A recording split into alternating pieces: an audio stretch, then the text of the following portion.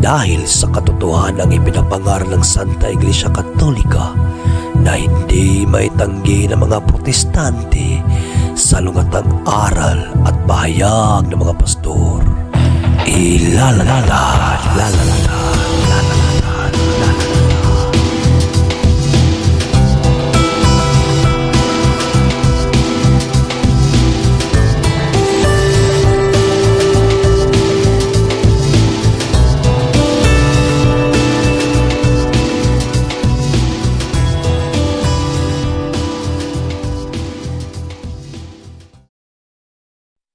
Bag sauce in hand.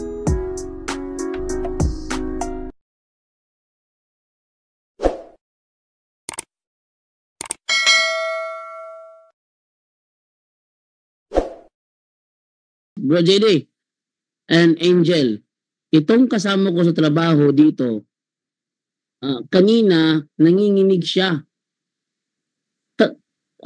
Tasay? Nanginig siya, tasay nakikita daw siya. Baka may nakikita siya. Marami nakatingin at bumubulong.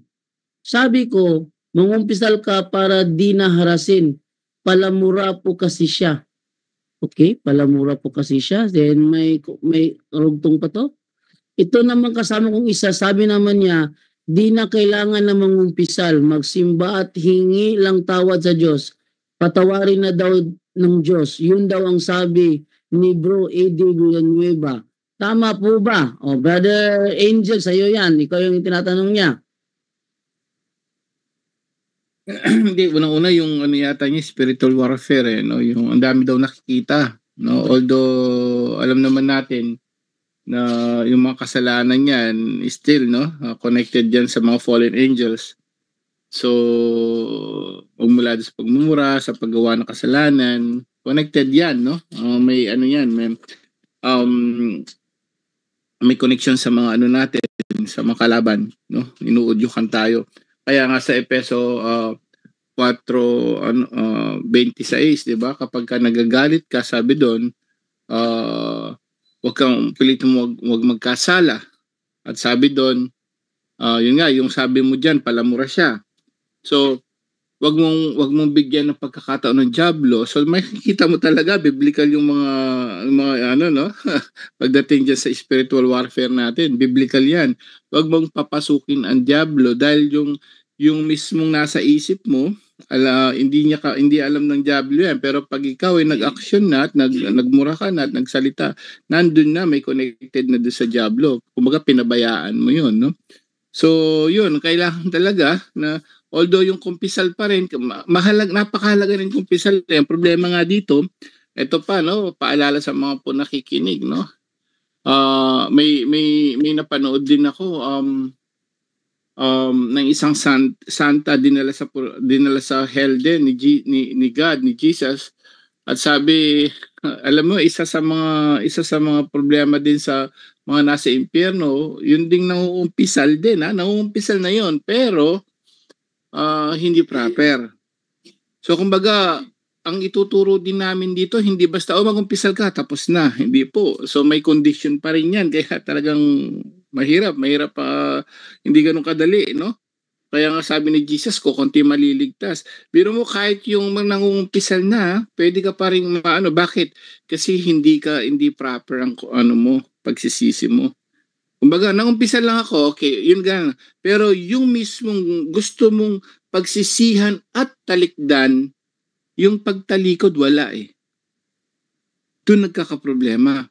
Kaya tuloy-tuloy yung retaliation yan, tuloy-tuloy ang ng demonyo sa'yo. Dahil ikaw mismo, wala yung free will mo, ginagamit mo doon sa masama. Kumbaga, ginagawa mo na lang, obligasyon ko lang ito magkumpisal.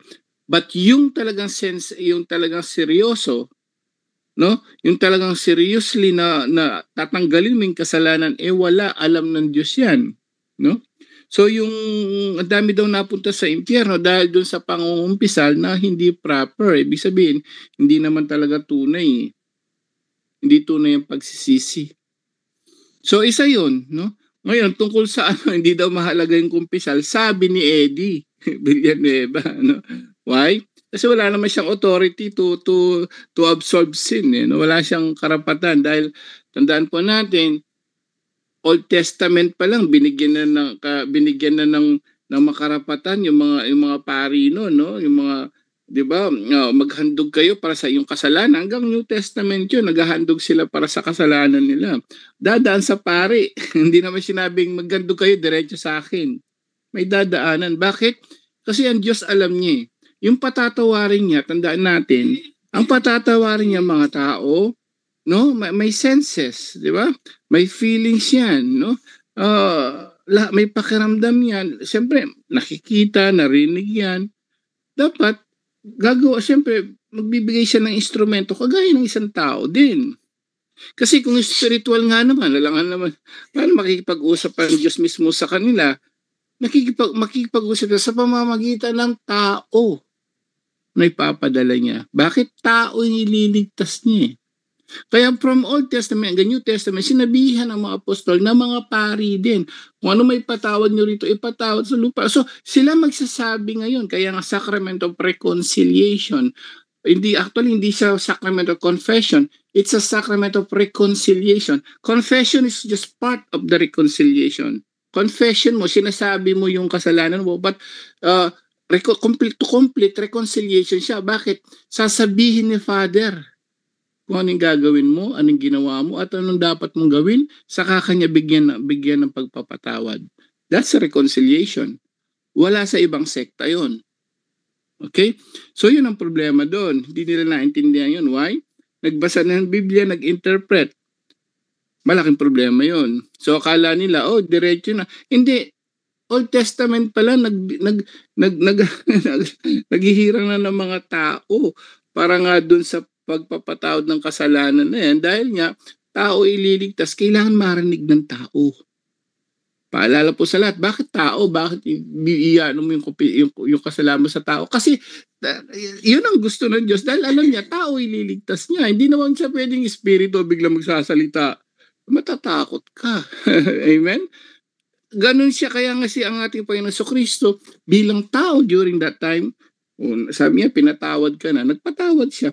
The authority given to the apostles ay yung pagpapatawad, ganun kahalaga yung kumpisal sa tao, kapatid. So, pero yun nga, no? Meron pa rin kondisyon. Kailangan na lahat. Hindi, maraming na impyero dahil hindi naisabi yung iba. Okay? Paalala sa lahat. Maraming na impyerno dahil hindi proper. Dahil kumpisal pero hindi sila willing tanggalin ang kasalanan. Alam ng Diyos yan.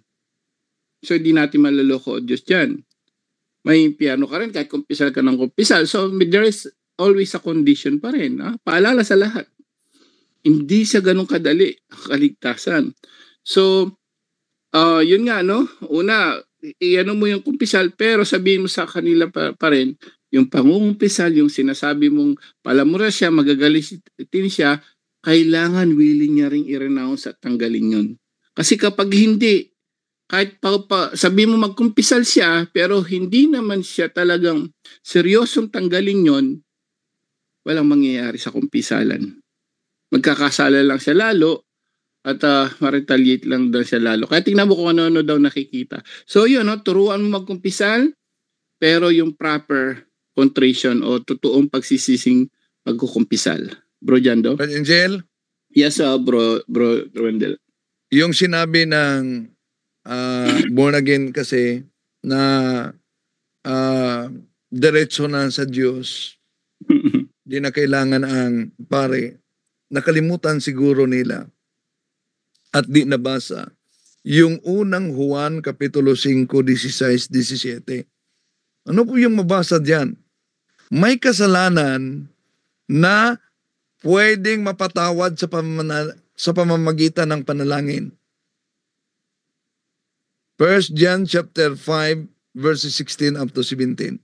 May kasalanan na pwedeng mapatawad sa pamamagitan ng panalangin. Ngunit may kasalanan na hindi matanggal sa panalangin. Yung kasalanan na ikakamatay. Sa ibang salin, mortal sin ang ginagamit. So kung may kasalanan na hindi basta-bastang matanggal sa pananalangin, yung mortal sin, doon tayo papasok sa sacrament of reconciliation. Dahil yun, may paraan talaga. Di po ba? Binanggit natin kanina, yung ibang sikta, nagsasamba sila sa Diyos batay sa kanilang paraan. Ngunit ang Katoliko, sumasamba sa Diyos batay sa paraan mismo ng Diyos.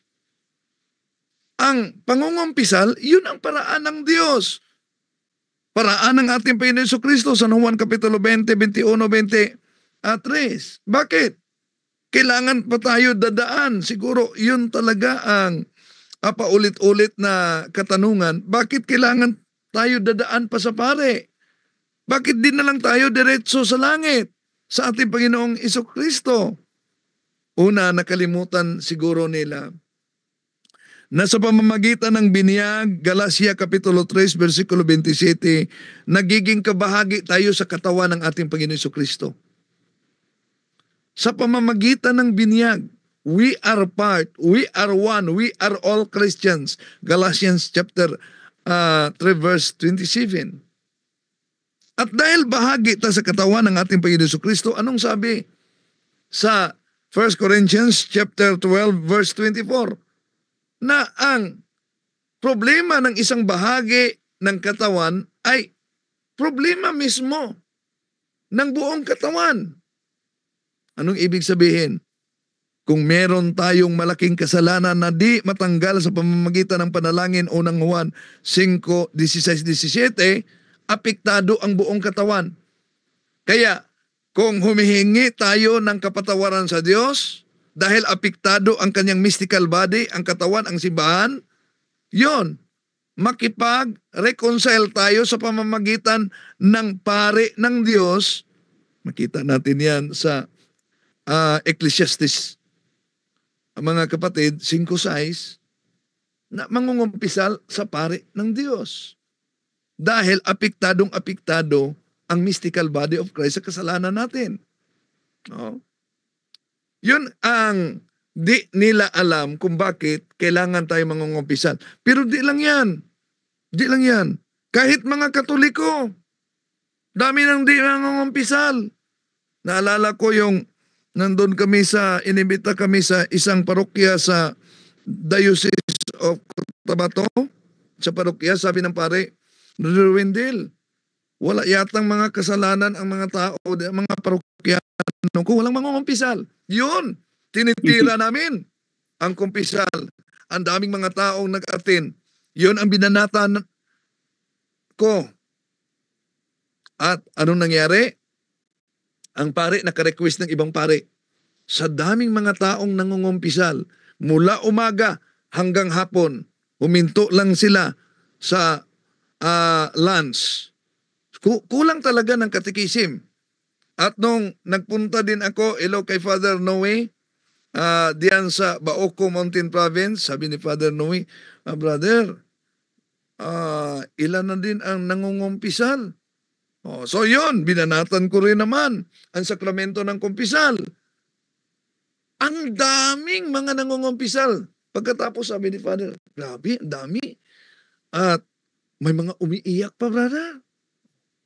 So, kailangan talaga, hindi lang sa ibang sikta, pati na sa mga Katoliko, na ikatikais natin ang halaga sa sakramento ng kumpisal. Yun po, Brad Angel. Yes, paalala lang din po, no. Kaya isa sa mga si Pastor Noe, isa sa mga nag-strike sa kanya nung nagbalik loob siya sa simbahan at lalo yung pangungumpisal sa pare. Yung sinabi ni Jesus sa mga ketongin. Even Jesus, biro mo Diyos na yun, no? Nire-respeto yung mga pare.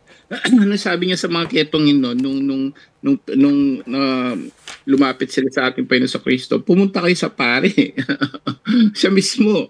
Pumunta kayo hindi niya sinabi, okay na yan, ako na yan, pinagaling ko na kayo. No? So, even Jesus respect no? Yung mga pare, pero itong mga protestante ayaw sa pare. Si Jesus mismo, no? Nirerespeto niya, kaya pumunta kayo. Bakit niya pinapunta yung mga ketongin? Kasi sila magsasabi, may tao magsasabi. Sila magsasabi kung karapat dapat na sila maghandog dahil malinis na sila. Dahil ang mga ketongin during that time, hindi sila pwedeng maghandog sa templo. Hindi sila pwedeng pumunta ron, no? Dahil sa kanila during that time makasalanan sila. So sino magsasabing malinis ka na? Pare. Kaya sabi ni Jesus, pumunta kayo sa mga pare. Pero mga kakalungkot lang, no? Kakaawa din. Itong mga kaibigan natin, ibang sekta, ayaw sa pare. No? Si Jesus mismo, nirerespeto niya yung kapangyarihan ng mga pare para magsabing malinis ka na. Kaya nga sabi niya, pumunta kayo sa mga pare. Yun, bro Jando.